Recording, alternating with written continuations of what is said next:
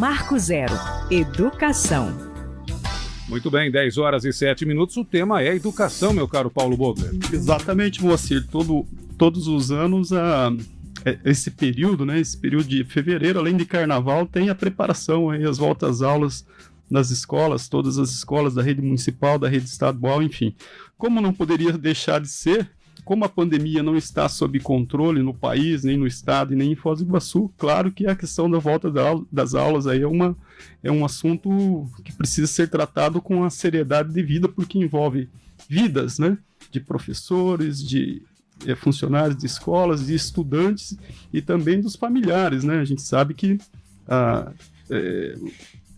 os jovens, as crianças, principalmente crianças, são potenciais transmissores aí do novo coronavírus e podem levar para dentro das suas casas aí para familiares, pais, mães, avós, tios, enfim, para toda a família. Então, esse tema aí interessa sim a toda a sociedade. É por isso que nós convidamos hoje para falar sobre esse assunto a diretora da PP Sindicato Foz, Kátia Castro, que também é pedagoga e está conosco e vai falar sobre a visão da categoria, o posicionamento da categoria sobre toda essa problemática. Bom dia, Kátia, seja bem-vinda ao programa. Bom dia ao pessoal aqui da rádio, aos ouvintes e a todos que estão acompanhando também aí pela internet. Obrigada mais uma vez pelo espaço para a gente falar de um assunto aí muito importante, que é de retorno às aulas e da nossa greve aí da categoria da educação. Legal. Ô, Kátia, os educadores dizem que neste momento não há condição de volta às aulas presenciais. Por quê? Então, os educadores estão afirmando aquilo que os cientistas, né, os estudiosos aí, o pessoal da área da saúde tem apresentado todos os dias, né, que é a situação de contaminação, de contágio, os casos, né, diários que têm aumentado. A situação que nós nos encontramos hoje é mais grave do que quando nós iniciamos o isolamento, né? Em março do ano passado, a gente iniciava um processo de paralisação das aulas e isolamento. Hoje a nossa situação ela é pior, né? A própria situação da mutação do vírus, que a gente já vem acompanhando, a situação dos leitos, né? Aqui em Foz mesmo essa semana a gente acompanhou que não haviam, né, leitos de UTI. Então, esse é o quadro que nós estamos hoje falando de retorno das aulas. E acho que a gente precisa falar para a população que retorno das aulas na rede estadual é mais de 1 milhão de crianças e adolescentes em movimento. Isso movimenta também a rede de transporte público, movimenta as vans escolares, movimenta o comércio em volta das escolas. Então, nós estamos falando de um processo aí que é diminuir ainda o isolamento. A gente já sabe que o isolamento é muito baixo, né, no Brasil inteiro, e as crianças em circulação para a escola é aumentar aí a possibilidade do contágio. O governo tem dito que fez uma série de investimentos e de preparação para essa volta segura às aulas, conforme ele tem divulgado. Como acontece todos os anos, antes da volta às aulas, acontece uma formação pedagógica. E vocês passaram por esse processo nessa semana, né? Como é que vocês sentiram? Deu para medir, deu para ter um contato de como estão preparadas as escolas para essa volta às aulas? Então, ontem e quinta nós estivemos, toda a rede estadual, em formação nas escolas, inclusive já o nosso todo repúdio, porque essa formação teria que ser online, né? Nós não poderíamos estar na escola aglomerando, visto toda a situação aí. Mas nós já vínhamos preocupados com a situação, e quando a gente foi para a escola e recebeu todas as informações de como a rede está preparada para o retorno, nos gera mais preocupação ainda. Vocês lembram que o retorno estava marcado para o dia 18, o governo estava garantindo nas redes, nas mídias, que estava tudo certo para o retorno. Tanto não estava certo, e a situação não é de segurança, que foi adiado para o dia 1º de março, retorno presencial. E o que a gente constatou ontem e quinta nas escolas não existe os protocolos de biossegurança que devem ser feitos por cada escola, não estão feitos. O material, EPIs, todo o material de proteção não estão ainda em todas as escolas, sendo que era para o retorno dia 18. E pasmem, nem o quadro de professores, de funcionários está completo. Eu mesmo sou pedagoga do ensino fundamental, trabalho aí com as crianças menores, onde fazendo o horário de uma turma de 6º ano, crianças de 11 anos, eles teriam que ter 9 professores. Ontem só tinha 4 professores contratados. Então, qual era a situação que estava tudo tranquilo para a gente retornar dia 18, se nem quadro de educadores nós temos aí na escola ainda? Sem falar, né, essa situação aí de como as escolas vão se preparar, ainda vai ser feito do dia 18 ao dia 1º. Então, não tinha nada como o governo vinha garantido que estava tudo certo, afirmando.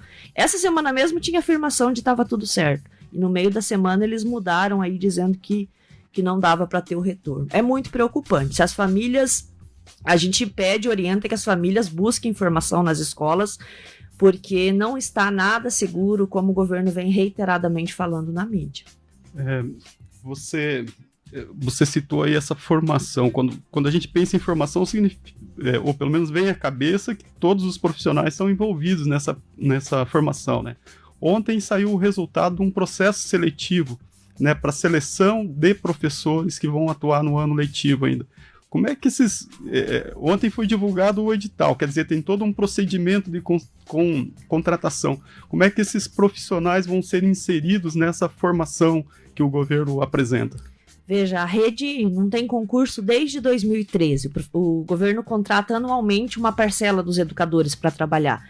A contratação estava indicada já começar só no dia 19. Então, assim, já era certo que não teria metade dos professores para começarmos. Então, que segurança causa isso aos pais? Saber que ele vai mandar o filho para a escola e que vai ter aula vaga. E o que a gente vai fazer com essas crianças? A aula vaga, a gente sabe que é uma aula sem o professor acompanhando. Quem são os profissionais que vão acompanhar essa criança no pátio? Porque no pátio também não pode ficar por causa da situação de aglomeração.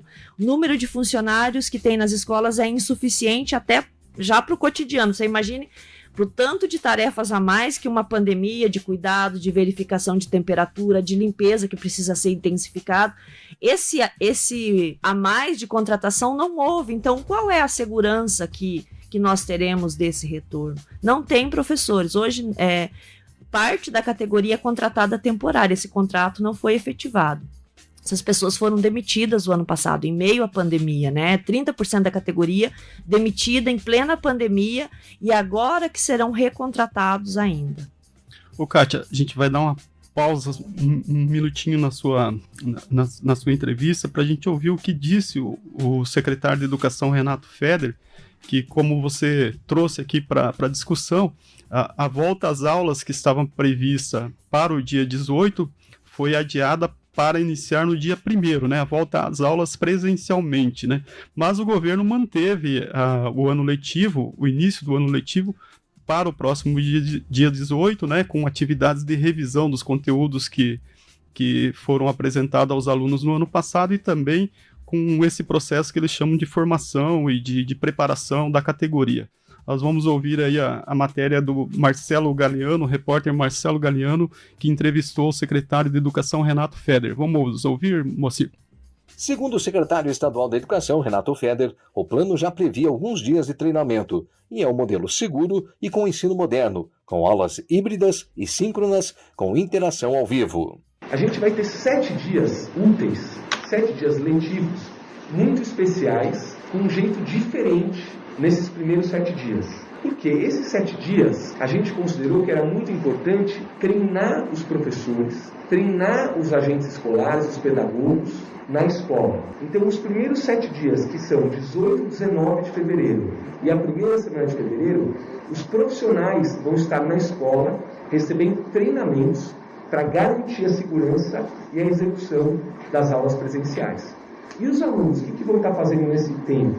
Eles vão estar tendo aulas somente virtuais, somente remotas. Então, todo esse procedimento de saúde, a gente vai estar treinando os profissionais da educação nesses 7 dias. E também vamos estar treinando eles na aula digital, na aula híbrida. Feder destaca que os alunos que não têm acesso a celular ou televisão terão prioridade na aula presencial e a orientação é para que eles não entrem no sistema de revezamento. Para isso acontecer, a gente precisa de internet. Tem internet nas escolas do Paraná? Tem. As nossas escolas estão preparadas com internet de 100 megas. Então vai ter uma internet muito boa nas escolas. Tem notebook para tudo isso? Tem. Temos 23 mil salas de aula e quase 40 mil notebooks prontos e distribuídos. Então teremos um notebook por sala de aula, para que a gente possa então fazer essa aula híbrida. Aí tem uma próxima pergunta. E aqueles alunos que não têm celular, nem têm computador?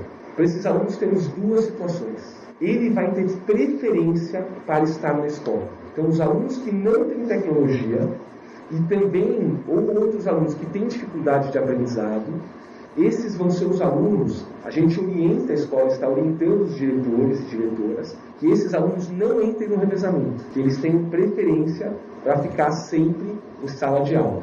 Iniciada no último dia 29 de janeiro, a adesão ao modelo híbrido pode ser comunicada às escolas de forma remota ou presencial. O termo de compromisso para retorno presencial está disponível no site educação.pr.gov.br e nos próprios colégios. Tá aí, então, a entrevista com o secretário Renato Feder, ele falando sobre como vai ser esse processo aí, pelo menos do ponto de vista da Secretaria de Educação. Pelo que o secretário fala, Kátia, tá tudo no planejamento, tá tudo sob controle por parte das secretarias. Você acha que o que foi elencado aqui pelo secretário pode acontecer na prática? Como é que a categoria vê isso e o sindicato vê isso?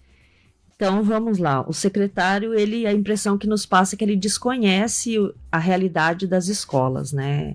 Nós que estamos lá sabemos qual é a condição que nós temos. Ele fala que os professores vão ser treinados nessa semana, né? Preparados para o ensino híbrido, para esse modelo presencial, online ao mesmo tempo. Nós, como falamos antes, 30% da categoria não está contratada ainda. Então, quem que vai passar por esse treinamento? Só uma parte da categoria já é um problema seríssimo. E os outros 30% não precisam? Esses professores não precisam de formação, de treinamento para esse novo modelo? Outro questionamento. Ele trata como se os equipamentos, a internet, tivesse uma boa internet, tivesse implementado em todas as escolas. Isso não é verdade. São pouquíssimas escolas que estão equipadas com essa potência de internet que facilitaria, que possibilitaria. Ontem mesmo na minha escola, que é uma escola central, a gente estava a direção correndo atrás dos equipamentos mais básicos, para dar conta do processo, extensão, ligação. Então é uma coisa assim que eles falam lá de um lugar que não é a escola pública, não é a realidade da rede estadual. Equipamentos de proteção mesmo, que foi apresentado para nós nesses 2 dias de formação, é um equipamento que não dá conta das necessidades. Assim, você vê, eles mandaram um macacão, um tecido, não é um tecido, é tipo um sintético, super quente, para uma região de Foz do Iguaçu. É impossível um trabalhador ficar com aquele. E um tamanho único, como se as pessoas fossem, pequenas, magras, então que não cabe nos trabalhadores. Então, assim, são exemplos mínimos para a gente dizer que essa segurança toda que está garantida não confere. A realidade da escola não bate com a fala do secretário. Você falou em segurança, mas, tem também a segurança que as crianças precisam ter. Eu tava lendo as matérias que saíram sobre a volta às aulas e eu vi que mães e pais precisariam assinar um termo para que as crianças possam ter aulas presenciais, isso é verdade?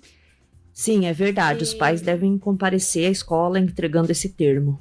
E o que esse documento diz? Você pode explicar um pouco pra gente como que vai funcionar? Então, como o secretário falou, esse termo ele trata aí de o pai se comprometendo também com as medidas, que ele está ciente das medidas de segurança. Só que o que a gente pede para os pais vocês têm conhecimento das medidas de segurança que estão implementadas na escola? Então a gente pede para que os pais entrem em contato e vá verificar com as escolas se existem essas medidas. Porque ele, de certa forma, quando o secretário de Educação vai para a rede de imprensa e diz, olha, a segurança, a família fica segura e vai. E, claro, a gente sabe da importância da escola para as crianças, para os adolescentes, né? Ele vai e se sente seguro. E a gente sabe que as famílias, a maioria, querem que as crianças retornem, né? Um ano inteiro em casa, perdendo conteúdo não é fácil. Mas esse termo de essa segurança que o pai está dizendo e se comprometendo em mandar o filho para a escola, não está dado. Então a gente está pedindo para que as famílias se interem mais desse processo de segurança que está garantido. E um discurso assim muito forte que a gente acompanha, mas as crianças elas não sofrem tanto com o impacto do Covid. A gente traz alguns números aqui de um boletim do Ministério da Saúde do ano passado, gente, assim, foram 1.203 óbitos de crianças e adolescentes pelo Covid. E aí, desses 2.039 casos da chamada SRAG, né, que é a Síndrome Respiratória Aguda Grave, que são casos ainda não identificados como Covid, mas que podem potencialmente ser Covid. Então, é um total de 3.200 crianças e adolescentes que perderam suas vidas. Quando a gente falar de uma vida importa, né? Para a família, para todo mundo. Então, por que essa precipitação da gente colocar as crianças num processo de insegurança se a gente está vendo? São Paulo não deu certo o retorno, são muitas escolas já fechando porque já teve aí confirmação de casos de contágio. Os próprios países da Europa que abriram a escola tiveram que recuar. Nós estamos falando de países da Europa, que é outra condição social, é outra condição da escola pública lá, não é a mesma condição aqui. Então, nenhum cenário nos dá a segurança de que dá para a gente retornar neste momento. Ou seja, é um acordo que precisa ser feito em duas partes. Os pais precisam prestar atenção e o governo também precisa trazer essa segurança que, infelizmente, não está tendo. Isso, não tem nada garantido. Ô, Kátia, aproveitando o gancho do que a Gabriela traz aqui, fala dessa mediação, desse diálogo que precisa ter, né? Lá atrás, no ano passado, a Fundação Oswaldo Cruz, a Fiocruz, lançou um documento com orientações, né, lá daquele momento, sobre uma eventual volta às aulas.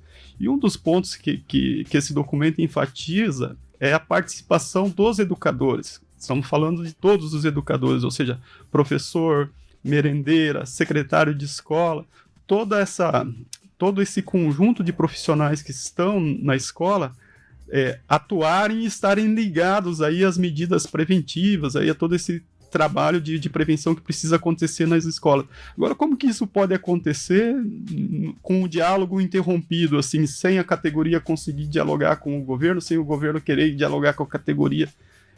Você acha que pode haver uma adesão da categoria para que isso aconteça da melhor maneira possível, sendo que ela não recebe as informações, se ela não tem o diálogo com o governo? Como é que você percebe isso? Infelizmente, todas as indicações é de que a forma mais segura de construir qualquer protocolo para um ambiente é o diálogo, né, entre as partes. E o que a gente sente da Secretaria de Educação é uma imposição o tempo inteiro, uma imposição que muda a cada dia, sabe? Quem é diretor hoje, que está à frente das escolas, está num processo de tensionamento, porque assim, chega uma norma de manhã e outra norma à tarde. Isso modificando coisas que não são tão simples assim, sabe? Então, a gente sente muita fragilidade. Não existe nada construído entre as partes. O governo, tudo que ele tem construído é imposto à categoria, nada é dialogado.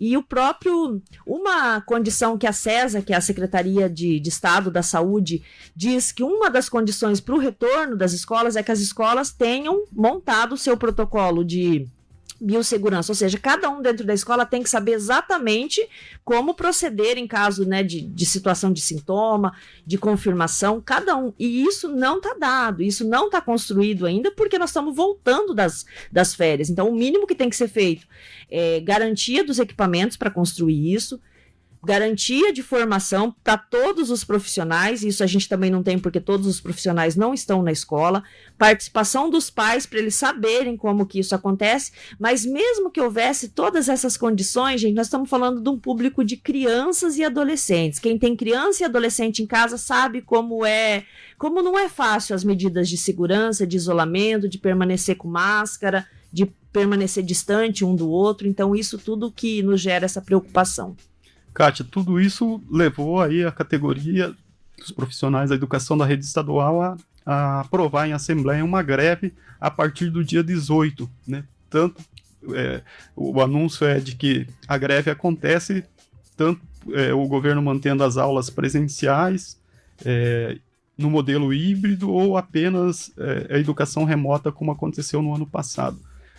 Essa greve vai além da questão da volta às aulas presenciais, inclui uma pauta trabalhista, uma pauta educacional. Pode detalhar aí o que a categoria reivindica com essa paralisação? Nós vínhamos deflagramos essa greve dia 23 de janeiro, né? Primeiro dizendo que as medidas sanitárias não estavam garantidas para o retorno, e isso se confirmou, tanto que o governo prorrogou aí a volta às aulas presenciais, porque de fato as medidas sanitárias não estão garantidas, é a comprovação do que a categoria vinha dizendo e o governo negando, né? E a pauta, para além das questões sanitárias, nós vivemos 2020 com muitos ataques, muitos processos que retiraram direitos, também processos sem diálogo. Tivemos um processo de militarização de escolas, com fechamento de escolas que tinham noturno para militarizar, isso sem diálogo com as comunidades, no sentido de poder conversar, de poder entender onde que esses adolescentes que estudavam à noite poderiam estudar. Processo de destituição de diretores, que tiraram os diretores dos seus cargos, sem diálogo nenhum também com a comunidade. Foi extinto cargos de funcionários de escola durante a pandemia, né, uma medida completamente desnecessária. Então, o governo cessou um cargo que é fundamental, fechou, né, encerrou um cargo que é fundamental para o funcionamento de escola, que é o funcionário da limpeza, o funcionário da biblioteca. Isso não existe mais, né, não vai ser mais, não haverá mais concurso, e a tendência é ao governo terceirizar, e a gente sabe o que terceirização significa, né? Contratos mais precários, salários mais baixos, uma rotatividade muito grande de funcionários, e a gente sabe que o funcionário é fundamental que ele seja da escola, que ele se identifique com o público que ele atende, que ele conheça as crianças, que ele conheça a realidade da comunidade escolar. Vivemos também aí durante 2020 congelamento total de qualquer benefício que o servidor da educação tinha, né? Promoção, progressão, quinquênio. Vivemos aí uma realidade de 5 anos sem nem reposição salarial. A gente vem aí vendo, né, uma inflação, a nossa condição de ir no mercado, a gente vê o tanto que aumentou aí os produtos, mesmo da cesta básica, e a categoria não tem reposição da inflação há 5 anos. Ganhamos muito abaixo do piso salarial nacional. Nem os funcionários ganham o piso regional que o governo do Paraná estabelece aí para o empresariado pagar, não paga para os seus funcionários. Então, um conjunto de medidas que nós queremos debater isso com o governo. Só que o governo, desde que ele assumiu, o governador Ratinho, embora na campanha tenha se comprometido com um diálogo permanente com o servidor, nenhum momento recebeu a entidade sindical. Inclusive, o Ministério Público do Trabalho teve que reunir as partes, chamar as duas partes para uma mediação, porque não existe diálogo por parte do governo. A gente está sempre aberto aí a dialogar com o governo. E o próprio governo não compareceu nesse processo de mediação que o Ministério Público do Trabalho promoveu. Então, é provável que outros desdobramentos disso também, né, da não comparecimento, da não disposição para o diálogo. Então, a categoria vem nesse contexto de adoecimento, de sobrecarga de trabalho, o ensino remoto implementado o ano passado sem dialogar também com educadores, a gente foi só recebendo as informações. A gente viu que não atende toda a população, não é possível dizer que a rede pública pode funcionar pelo ensino à distância, porque são alunos que não têm os meios necessários para celular, notebook, tablet. Quantos casos de aluno a gente atendeu que ele falava, professor, eu só posso fazer a tarefa quando a minha mãe chega do trabalho com o celular. Essa foi a realidade de inúmeras crianças. Então não adiantou o governo garantir que chegaria o 3G estaria à disposição, o 4G da internet estaria à disposição, se as crianças não tinham os equipamentos necessários. Professores também arcaram com tudo, não recebemos nenhum tipo de equipamento, de tablet, de computador, de notebook, de celular para trabalhar o ano passado, nenhuma ajuda para custos do que a gente precisou consertar, do que a gente precisou pagar de internet. Então, essa é um dos motivos da greve, da gente abrir e tentar que essa situação, abrir um diálogo, né, fazer com que o governo sente para discutir essas questões, como que vai continuar tocando a educação pública dessa forma, e para a gente colocar todas essas questões que nós queremos rever. Sem falar dos professores Foi diminuída sociologia, filosofia, arte. Essas disciplinas agora têm uma aula só por semana. Nós sabemos que não tem condição nenhuma de fazer um bom trabalho com uma aula. Professores demitidos, são mais de 28 mil professores que foram demitidos, que ainda não estão recontratados. Durante a pandemia tiveram que ser submetidos a uma prova, né? Uma situação totalmente que contraria todas as medidas de segurança e a forma que o governo tocou essa prova. Então são várias questões, sabe, Paulo, que nós temos que o governo tem que sentar com a categoria e atender. Não dá para continuar tocando a educação dessa forma que vem sendo. E aí se agravou a situação de retorno presencial, né? Ok, Kátia, muito obrigado aí pelos esclarecimentos. Nós temos os comentários aqui, temos Paulo. Comentários, Moacir. O Adeilton Ganzer está dando os parabéns para a Kátia. O Rodrigo Tomazini diz que exemplos de volta às aulas presenciais em Israel, Chile e no Amazonas mostram uma tragédia anunciada para o Paraná. As escolas não estão preparadas para o retorno, palavras dele. Ratinho e Feder dão de ombros para as vidas. Será que estão contaminados pelo negacionismo do genocida Bolsonaro? Diz aí o Rodrigo Tomazini em sua opinião. O Elson Fernando diz, no papel e na propaganda as coisas funcionam muito bem, no governo é bom essas duas coisas. O Adeilton Ganzer, de novo, diz que o ensino híbrido tem sido uma farsa pedagógica. O Washington Roberto diz que nem máscara os professores têm, não foram enviados máscara. E ainda o próprio Washington comenta que está há 10 anos com a carreira estacionada. Comenta também que desde o governo Beto Richa as coisas só vêm piorando. O Lucas Vergara comenta, vacina para os trabalhadores da educação é necessária. Vários avós estão levando os netos para a escola. É um risco muito grande para as famílias, também um ato perigoso. E a Cesailde Oliveira está dando os parabéns aí para a Kátia por sua postura. Comentários na live da rádio e também do H2Foz. Estão aí, Kátia. A gente agradece a sua participação, os esclarecimentos aí. Fica com um minuto final para você fazer uma consideração ao público, aos pais, aos alunos, enfim, aí à sociedade sobre esse tema tão importante. Agradeço o espaço mais uma vez e o que a gente queria pedir para a população que é preciso confirmar essa segurança toda que o governo está dando na mídia. Então, que as famílias procurem, as escolas procurem. Somos nós, educadores, que estamos com os filhos de vocês, que sempre estivemos. Então, que a gente possa ser ouvida nesse processo, porque nós estamos afirmando que não há segurança. E mais do que nunca, nós precisamos a vacinação do conjunto da população para a gente ter condição de retorno com tranquilidade. Então, um abraço e saúde para todo mundo. Legal, obrigado, Kátia. É contigo, Moacir. Muito bem, um grande abraço a todos que estiveram conosco na live e também a Cel Guanais, lá na página do H2Foz, diz que escolas limpas com higienização e reorganização dos espaços de convívio e salas de aula com número reduzidos de estudantes. Marco Zero, onde tudo começa.